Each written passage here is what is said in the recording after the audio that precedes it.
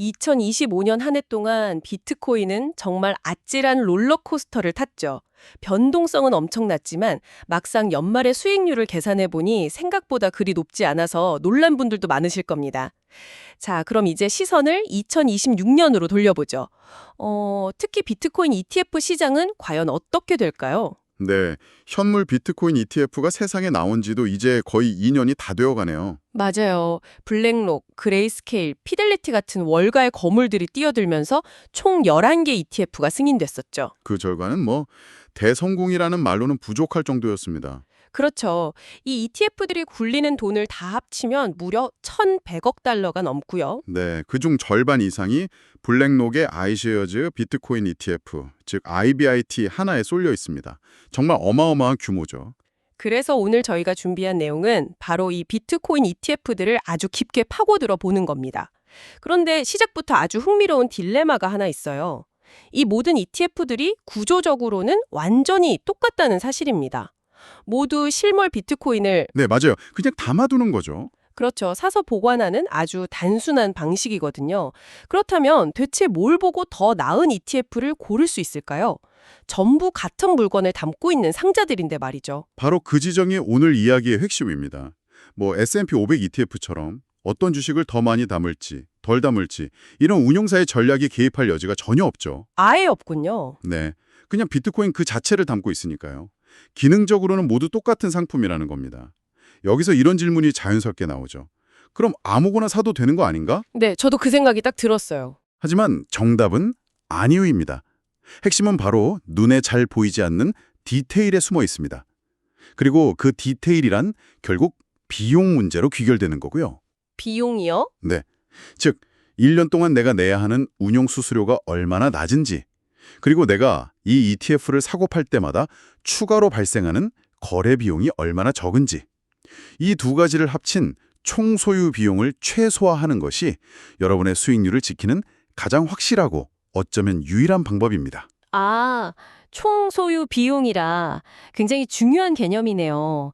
그러니까 우리가 흔히 보는 그 연간 운용 수수료, 그 숫자 하나만 보고 덜컥 결정하면 안 된다는 말씀이시군요. 바로 그겁니다. 마치 온라인 쇼핑할 때 물건 가격만 보고 좋아했는데 나중에 비싼 배송비가 붙어서 후회하는 것처럼요.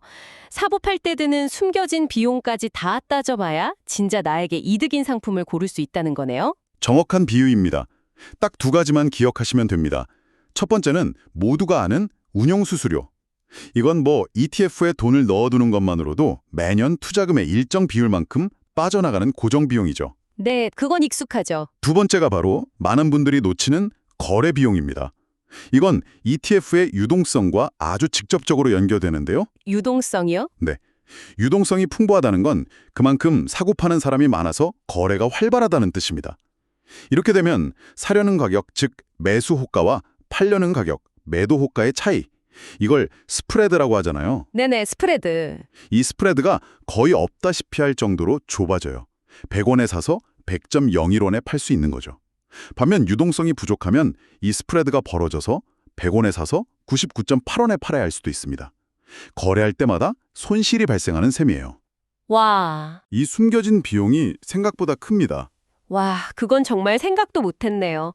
저는 당연히 수수료율이 막 0.1%라도 더 싼 게 무조건 최고라고만 생각했거든요.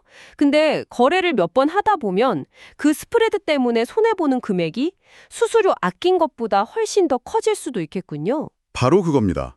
이건 정말 투자자분들이 꼭 기억하셔야 할 포인트 같습니다. 장기 투자자랑 단기 투자자의 선택이 완전히 달라지겠어요. 맞습니다. 내가 어떤 유형의 투자자인지에 따라 최적의 ETF가 달라지는 거죠.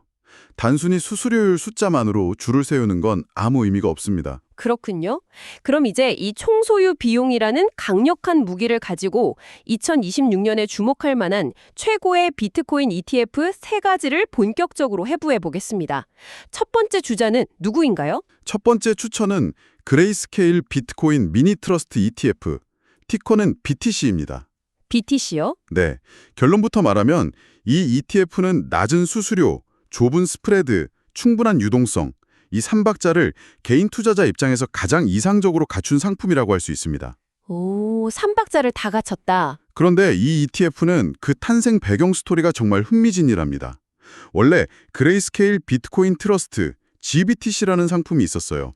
ETF가 승인되기 전부터 있던 상품인데 수수료가 무려 1.5%에 달했습니다. 1.5%요? 살인적이네요. 그렇죠.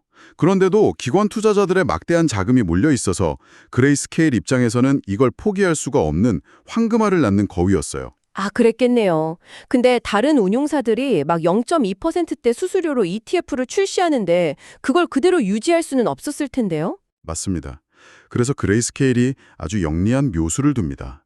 기존 GBTC의 높은 수수료는 그대로 유지해서 충성도 높은 기관 고객들의 돈은 꽉 붙잡아 두면서 동시에 수수료를 10분의 1 수준인 0.15%로 대폭 낮춘 미니미 버전을 새로 출시한 거죠. 아, 미니 버전. 그게 바로 이 TS-BTC입니다. 이건 정말 노련한 수싸움이었어요. 기존의 막대한 수익도 지키고 가족에 민감한 신규 개인 투자자 시장까지 공략한 겁니다. 와, 정말 머리 좋네요. 기존 고객과 신규 고객을 위한 상품을 이원화한 거군요. 그럼 구체적인 스펙을 좀 볼까요? 투자자 입장에서 얼마나 매력적인지 숫자로 확인하고 싶습니다. 네, 운용 수수료는 말씀드린 대로 0.15%입니다. 현물 비트코인 ETF 중에서 가장 저렴한 수준이죠. 0.15%? 네, 예를 들어 여러분이 1,000만 원을 투자했다면 1년에 내는 비용이 단돈 15,000원인 셈입니다. 커피 몇 잔 값이죠. 수수료는 정말 압도적이네요. 그럼 아까 말씀하신 유동성은 어떤가요? 수수료만 싸고 거래가 잘 안 되면 곤란하잖아요. 좋은 지적입니다. 운용 자산 규모가 약 36억 달러, 우리 돈으로 한 4조 원이 넘습니다. 4조 원? 블랙록의 IBT에 비할 바는 아니지만 개인 투자자가 하루 종일 언제든지 원하는 가격에 매끄럽게 거래하기에는 전혀 무리가 없는 아주 충분한 유동성입니다. 그렇군요. 그래서 결론적으로 나는 한 번 사서 길게 묻어둘 생각이다.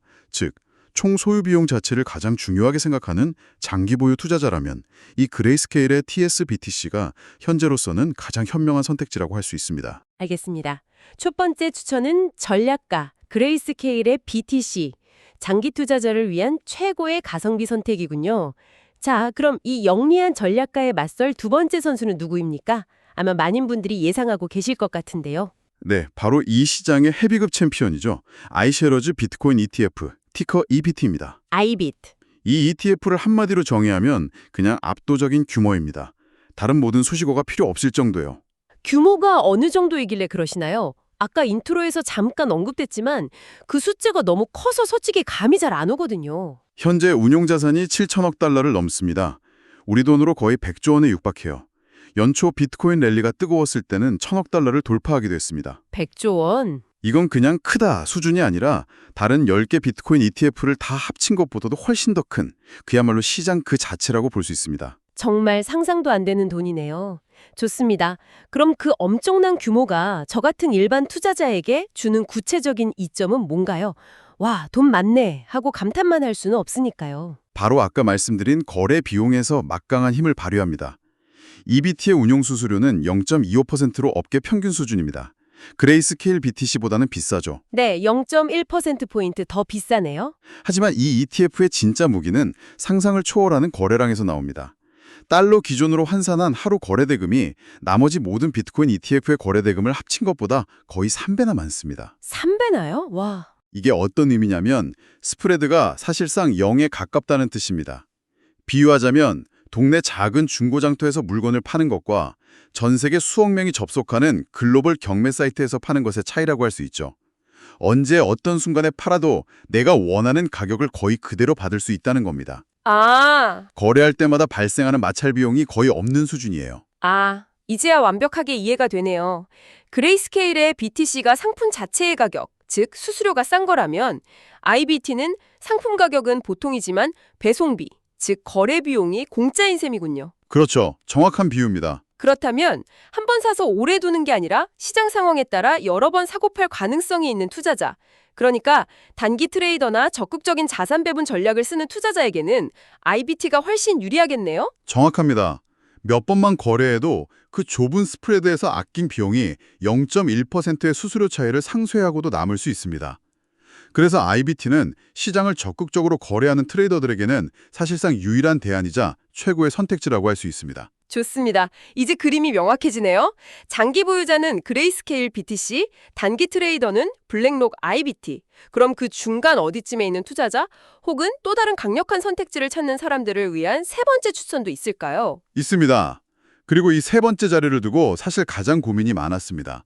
워낙 쟁쟁한 후보들이 거의 모든 면에서 비슷해서 우열을 가리기가 정말 어려웠거든요. 오, 누군가요? 바로 피델리티 와이즈 오리진 비트코인 ETF, FBTC와 비트와이즈 비트코인 ETF, BITB입니다. 아, 두 후보를 동시에 거론하시다니 정말 막상막하였나 보네요. 그럼 두 상품을 한번 나란히 놓고 비교해보죠. 어떤 차이가 있나요? 일단 가장 눈에 띄는 차이는 운용 수수료입니다. 비트와이즈, 즉 BITB가 0.20%로 피델리티 FBTC의 0.25%보다 약간 더 저렴합니다. 0.05% 더 싸군요. 네. 반면 거래 스프레드는 두 상품 모두 아주 좁아서 거의 차이가 없다고 봐도 될 정도입니다. 잠깐만요. 그럼 비트와이즈가 수수료가 0.05%나 더 싼데 고민할 필요가 있는 건가요? 당연히 비트와이즈를 선택해야 하는 것 아닌가요?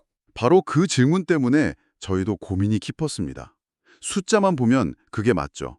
그런데 여기서 다시 유동성, 즉 거래량이라는 변수가 등장합니다. 또 유동성이군요. 네. 두 ETF 모두 유동성이 풍부하지만 데이터를 꾸준히 살펴보면 피델리티의 하루 거래량이 비트와이즈보다 일관되게 더 많습니다. 그 차이가 IBT처럼 압도적인 수준은 아니지만 분명히 존재하죠. 정말 미세한 차이의 세계네요.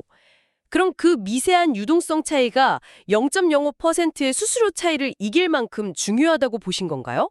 최종적으로 피델리티를 세 번째 추천으로 꼽은 결정적인 이유가 궁금합니다. 네. 결국 저희는 더 높은 유동성이 주는 안정성에 약간 더 점수를 줬습니다. 2024년 2월 출시 이후 두 ETF의 수익률 성과는 사실상 똑같았어요. 아, 성과는 같았군요. 네. 그래서 선택의 기준은 결국 투자자의 성향으로 다시 돌아옵니다.